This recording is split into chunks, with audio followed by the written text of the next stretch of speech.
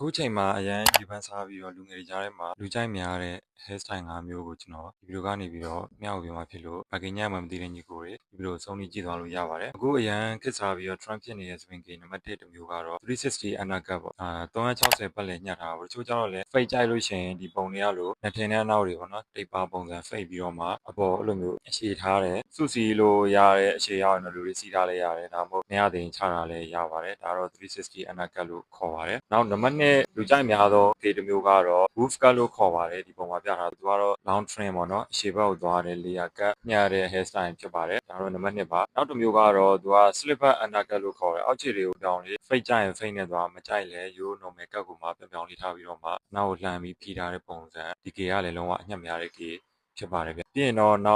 တစ်ခုကတော့ blow out taper လို့ခေါ်ပါတယ်ဒီပုံမှာပြထားသလိုသူက taper fade ကိုမှဟိုဖောင်းဖောင်းအုပ်လေးထားတဲ့ hairstyle တွေကလည်းလူငယ်တွေကြားမှာတော်တော်လေးရေပန်းစားပြီးညှပ်များတဲ့ game တစ်မျိုးဖြစ်ပါတယ်နောက်နံပါတ်5နဲ့နောက်ဆုံး hairstyle တစ်မျိုးကတော့ front curl လို့ခေါ်တဲ့ဒီပုံမှာပြထားသလိုမျိုးအရှိကိုချထားတဲ့ပုံစံလေးတွေပေါ့နော်ပေါ်ကို texture လေးတွေနဲ့ဖောင်းဖောင်းလေးအပေါင်းတာတွေပုံမိတ်တွေသုံးပြီးတော့ဖွာထားမယ်ဆိုရင်ပိုပြီး fine တဲ့ game ဖြစ်ပါတယ်အခုပြောပြခဲ့တဲ့ game 5မျိုးကတော့ယနေ့အခုချိန်အခုခေတ်မှာလူငယ်တွေကြားထဲမှာ trend ဖြစ်ပြီးတော့လူကြိုက်များနေတဲ့ game တွေပဲဖြစ်ပါတယ်ဗျဒီလောက်ဆိုရင် brother တို့လည်းဘာကိညမလဲစဉ်းစားရအဆင်ပြေမယ်လို့ကျွန်တော်ယုံကြည်ပါတယ်ကြားသိချင်တဲ့အကြောင်းအရာလေးတွေကိုလည်းcomment မှာမှတ်သွားပြီးလို့ရပါတယ်ဗျနောက်ဗီဒီယိုတွေမှာပြန်တွေ့ပါမယ်